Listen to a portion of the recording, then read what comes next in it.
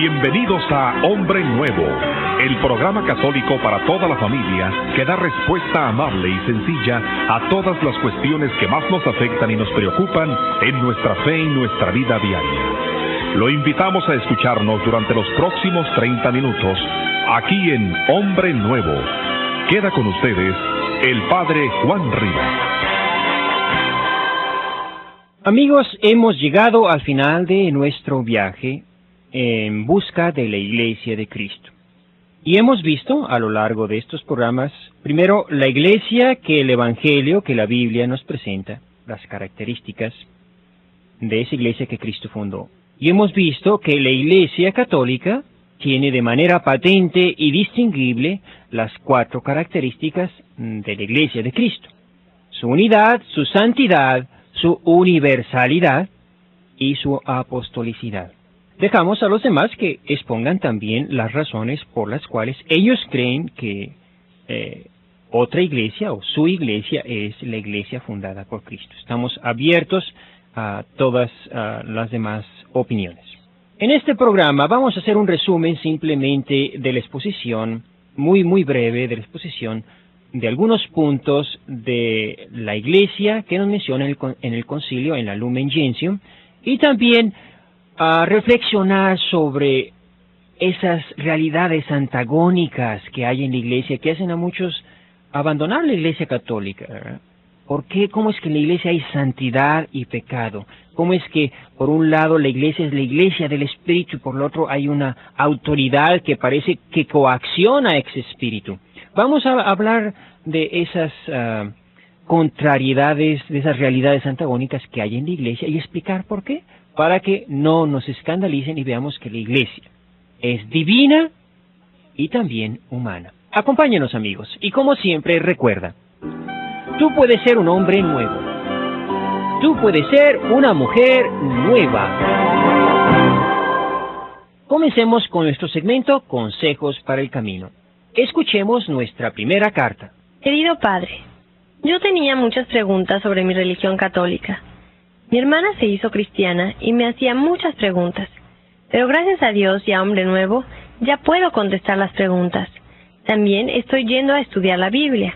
Mi fe se ha fortalecido mucho y ahora más que nunca estoy segura que nuestra religión católica, con sus sacramentos, el Papa y todo lo demás que nos da nuestro Padre Dios, es la verdadera y única. Dios lo bendiga. María Concepción. Estimada hermana María, qué hermoso testimonio el que usted nos da. Y qué bueno, y ojalá y todos los católicos sigamos estudiando más la Biblia, buscando los fundamentos bíblicos de nuestra religión, saber que si otros tienen razones para abandonar la iglesia católica, como es el caso de su hermana, nosotros tenemos más razones para seguir en ella.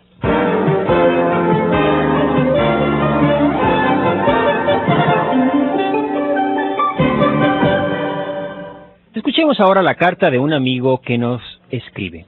Estimado Padre Juan, aprovechando la serie que nos está explicando en este tiempo sobre la Iglesia, quisiera hacerle una pregunta que muchas veces se nos hace. ¿Qué responder a aquellas personas que acusan a la Iglesia de que ella es la Babilonia de la que nos habla el Apocalipsis? Su hermano en Cristo, José. Bueno, hermano José, aquí hay que distinguir una cosa. Una cosa es que pregunten y otra cosa es que acusen.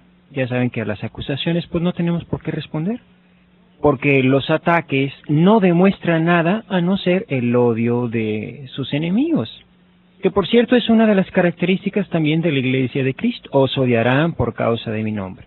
Ahora, si preguntan y si realmente quieren información, pues yo creo que basta decirles que estudien bien la Biblia, ¿verdad? No solo lo que dice, sino cómo se escribió y a quién se escribió, lo que ya lo he dicho miles de veces. Y una persona que ha estudiado la Biblia sabe muy bien que precisamente el libro del Apocalipsis fue escrito a los cristianos que estaban en Roma, que eran perseguidos por el imperio romano. No era la iglesia romana, porque la iglesia romana no existió sino hasta muchísimo después de Constantino. Era la iglesia que se había venido de Jerusalén y que vivía ahí en Roma, y que era perseguida por el imperio romano. Y por eso dice, porque del vino de sus prostituciones han bebido todas las naciones y las reyes de la tierra han fornicado con ella y los mercaderes de la tierra se han enriquecido con su lujo desenfrenado. Y dice más adelante, luego oí otra voz que decía, salid de ella, pueblo mío. Ahí se está refiriendo a cómo los demás pueblos, todas las naciones paganas, habían adoptado el culto imperial, el culto a los dioses del imperio, pero no a los cristianos que eran perseguidos precisamente por ese Nerón y por ese imperio. Y la Iglesia católica era precisamente la iglesia perseguida, la iglesia que habla, a la que San Pablo escribe su carta, a los romanos, a los cristianos que vivían ahí en Roma, porque había cristianos en todas partes, en las ciudades más pecadoras, en Corintio y en Roma, y ahí había cristianos, y ellos eran los perseguidos, y ellos eran los santos, así los llama San Pablo, donde dice, a todos los amados que estáis en Roma, así dirige su carta San Pablo. Y esos cristianos sabemos que fueron perseguidos y se escondían en las catacumbas. No eran los perseguidores los que estaban en las catacumbas, ¿verdad? Eran los perseguidos los que se tenían que esconder. No son los lobos los que se esconden, sino las ovejas, ¿verdad? Y esas catacumbas, todos sabemos históricamente a qué iglesia pertenecen y quiénes son los santos que están ahí enterrados y quiénes fueron los que dieron su sangre, ¿verdad? Y fueron matados precisamente por los emperadores romanos, por esa Babilonia. El mismo San Juan predijo su caída. Entonces, tanto por los escritos de la Biblia, los escritos dirigidos a esa iglesia en Roma, a esos cristianos y santos en Roma, como por la historia, sabemos que la iglesia católica fue la iglesia perseguida, y que no fue la iglesia romana, porque iglesia romana no existió, sino hasta muchísimo después de Constantino. Entonces, San Juan de ninguna manera, que escribió en el siglo, hacia el año 99, no se pudo referir a una iglesia que todavía no estaba identificada con el imperio, como sucedió muchísimos años después de Constantino.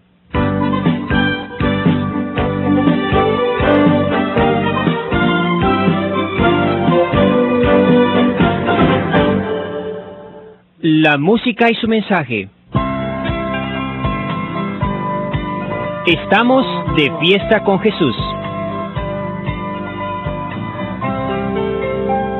Estamos de fiesta con Jesús, al cielo queremos ir.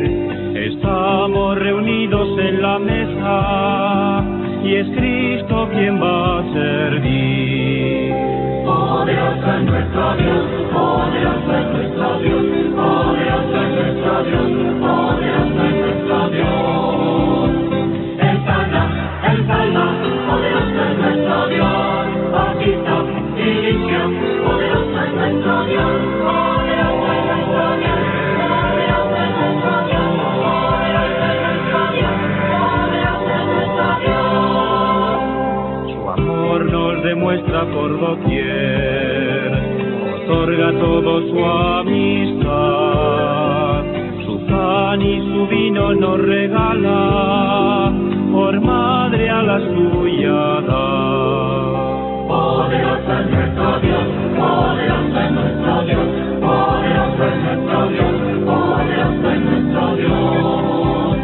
Él sana, Él salva, poderoso es nuestro Dios, bautiza y limpia, poderoso es nuestro Dios, poderoso es nuestro Dios, poderoso es nuestro Dios, poderoso es nuestro Dios, poderoso es nuestro Dios. Nos dice, sois de la tierra sal, la sal que dará sabor, semilla que nazca en esa tierra, mil frutos dará de amor. Poderoso es nuestro Dios, poderoso es nuestro Dios, poderoso es nuestro Dios, poderoso es nuestro Dios. Él sana, Él salva, poderoso es nuestro Dios, bautiza y limpia, poderoso es nuestro Dios, poderoso es nuestro Dios, poderoso es nuestro Dios, poderoso es nuestro Dios, poderoso es nuestro Dios. Estamos alegres con Jesús, amigo no hay mejor, vida y las nuestras van unidas, cantemos al Creador. Poderoso es nuestro Dios, poderoso es nuestro Dios, poderoso es nuestro Dios, poderoso es nuestro Dios. Él sana, Él salva, poderoso es nuestro Dios, bautiza y limpia, poderoso es nuestro Dios. Poderoso es nuestro Dios, porque nos ha dejado esta iglesia que nos sana, nos bautiza y que también da esa sal para salar este mundo y darle sabor de vida cristiana.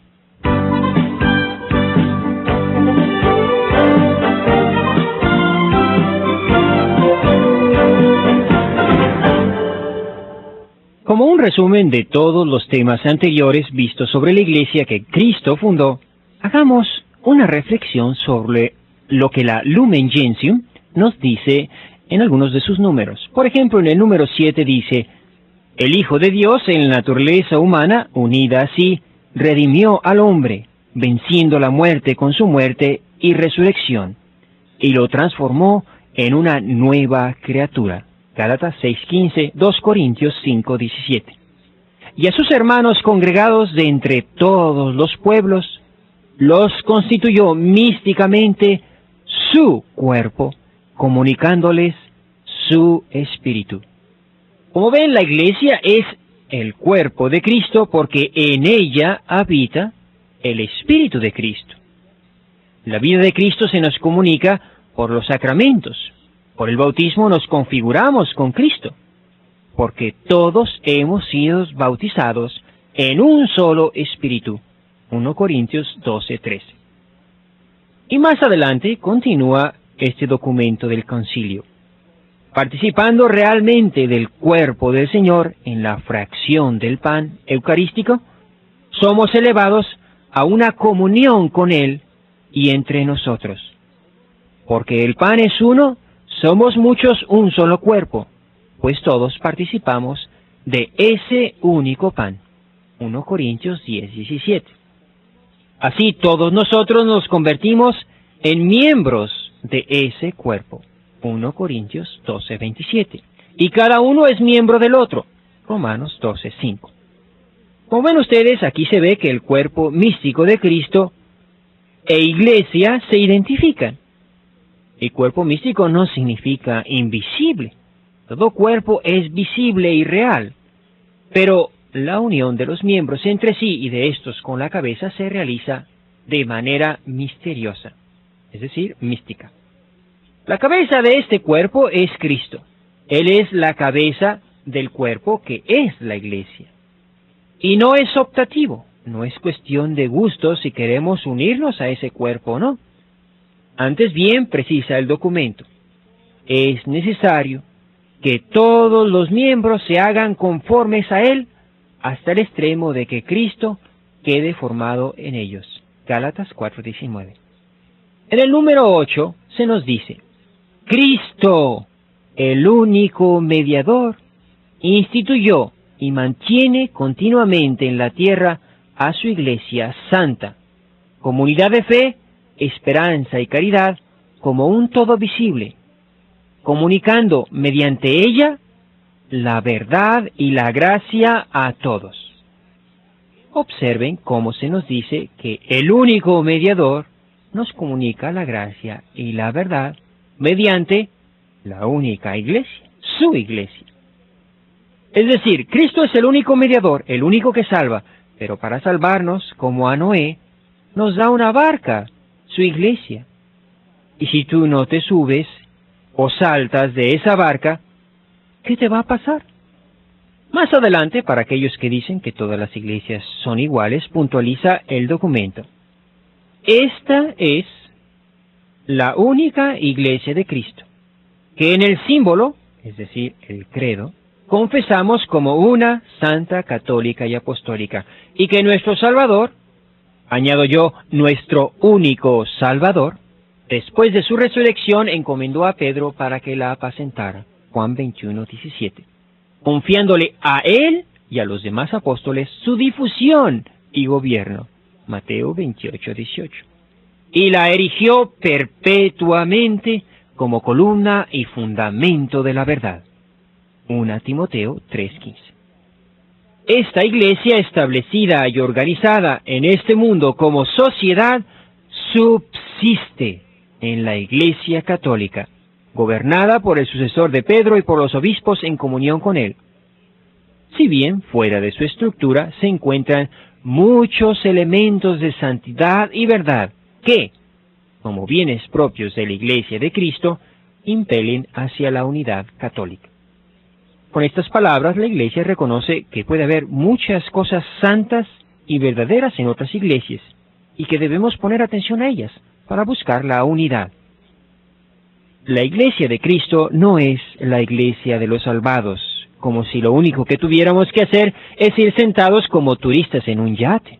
No, la Iglesia encierra en su propio seno a pecadores, y siendo al mismo tiempo santa y necesitada de purificación, avanza continuamente por la senda de la penitencia y de la renovación. Nuestra iglesia, pues, es una iglesia peregrina. Todos debemos marchar, todos debemos remar y empujar la barca y no ser lastre que la detiene. Para aquellos a quienes les da lo mismo estar en cualquier iglesia y que las misiones ya pasaron de moda, el número 14 señala: el Sagrado Concilio enseña, fundado en la Sagrada Escritura y en la tradición, que esta iglesia peregrinante es necesaria para la salvación. El único mediador y camino de salvación es Cristo, y se hace presente a todos nosotros en su cuerpo, que es la iglesia. Nosotros sabemos que el indio en la Patagonia, el pigmeo en el África, el budista en el Tíbet, el esquimal en el Polo, que nunca han oído hablar de la Iglesia de Cristo, se salvan, aunque no estén en la Iglesia de Cristo. ¿Por qué?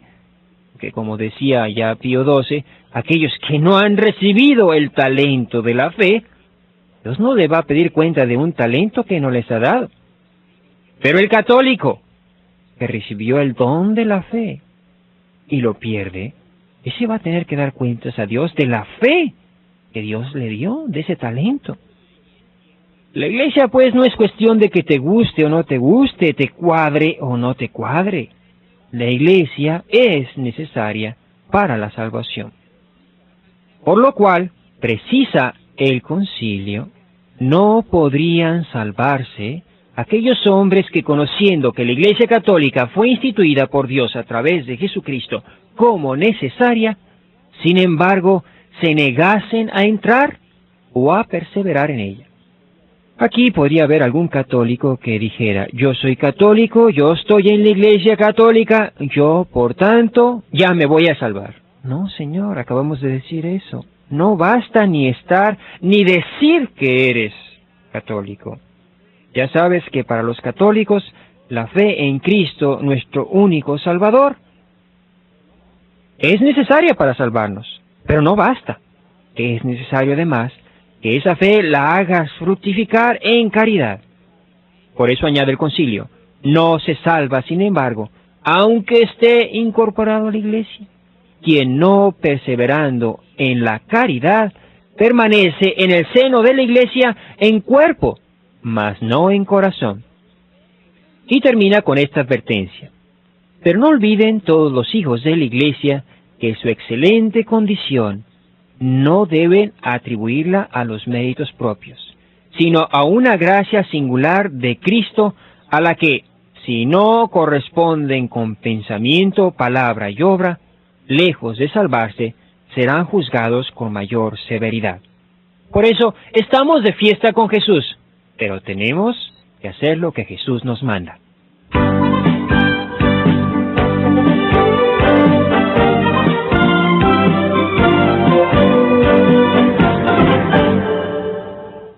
Amigos, hemos llegado al final de nuestro viaje. La Iglesia Católica tiene de manera patente y distinguible las 4 características de la Iglesia que Cristo fundó: unidad, santidad, universalidad.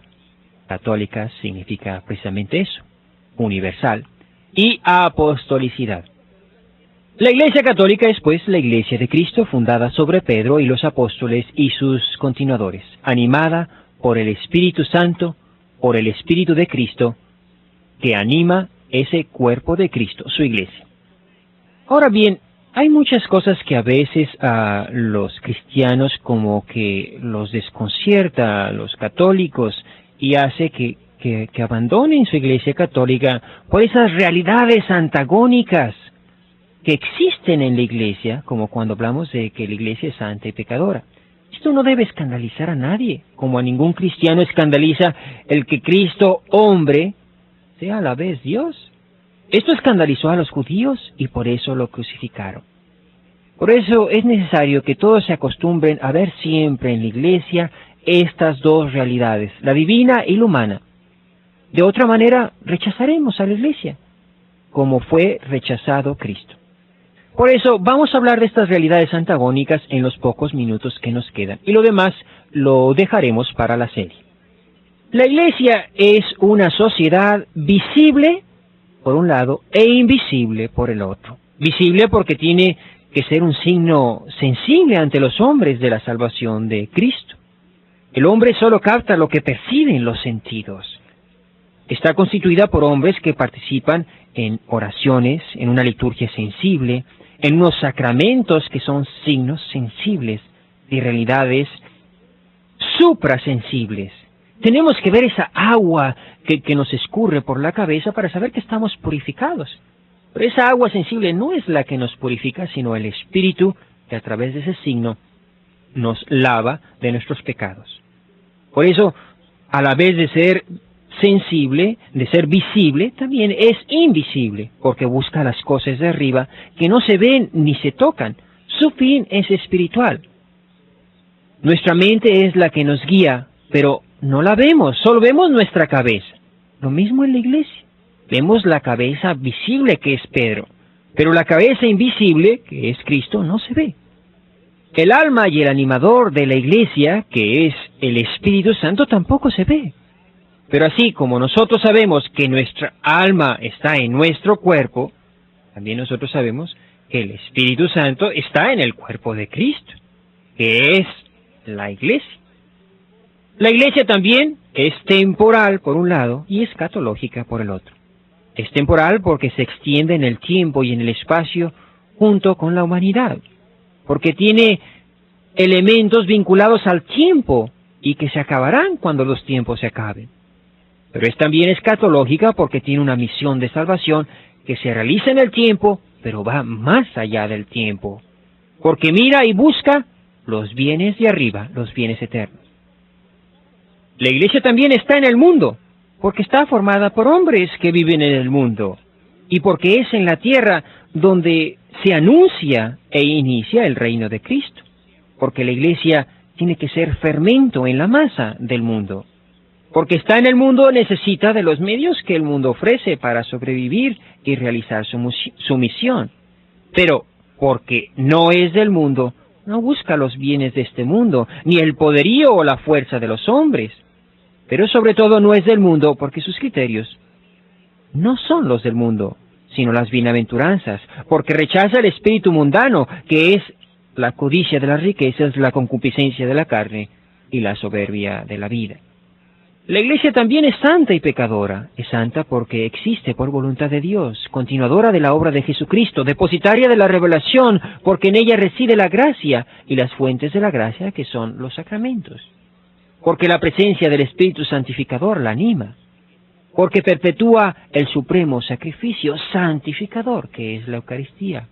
Por sus grandes hombres y mujeres de santidad heroica. Pero es también pecadora, porque está constituida por hombres, pecadores, que no pierden la inclinación al mal por el hecho de pertenecer a su Iglesia. Jesucristo lo sabía, Él escogió a pecadores para formar su Iglesia. Él era el amigo de los pecadores, y por eso la Iglesia sigue abrazando en su seno a muchos pecadores. Por eso Cristo constituyó un sacramento para perdonar los pecados, aun los más graves, porque sabía que su Iglesia iba a estar formada por pecadores, y no para qué instituyó ese sacramento. La Iglesia, por último, es signo y antisigno. Miles de cristianos en la Iglesia Católica han dedicado sus vidas a los enfermos, leproserías, cuidado de los apestados, trabajos en las misiones en condiciones infrahumanas. Se han vendido como esclavos para rescatar a otros. Se han ido a vivir a las islas de los leprosos. Han padecido persecución hasta derramar sangre. Han entregado sus bienes para ayudar a los necesitados. Han perdonado heroicamente a sus perseguidores. Han renunciado a la vida cómoda y a los placeres del mundo y se han ido al desierto y al claustro y han llevado y llevan vida de abnegación y penitencia por los pecados de los demás. Todo sin esperanza alguna de beneficios en este mundo. Pero es también antisigno, porque hay en ella escándalos, venenos, simonías y el pecado de todos nosotros. Por eso, hermanos, tenemos que dar testimonio y ser fieles a Cristo y a la Iglesia que Cristo fundó. Amigos, termina aquí la serie En busca de la Iglesia de Cristo. Esto les sirva para su reflexión y para vivir una vida digna de buenos cristianos.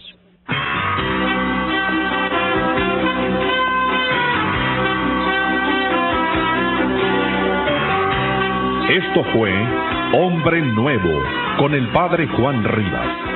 Si desea obtener una copia de este su programa, llame hoy mismo al 1-800-777-4547. Muchas gracias por su atención y hasta la próxima.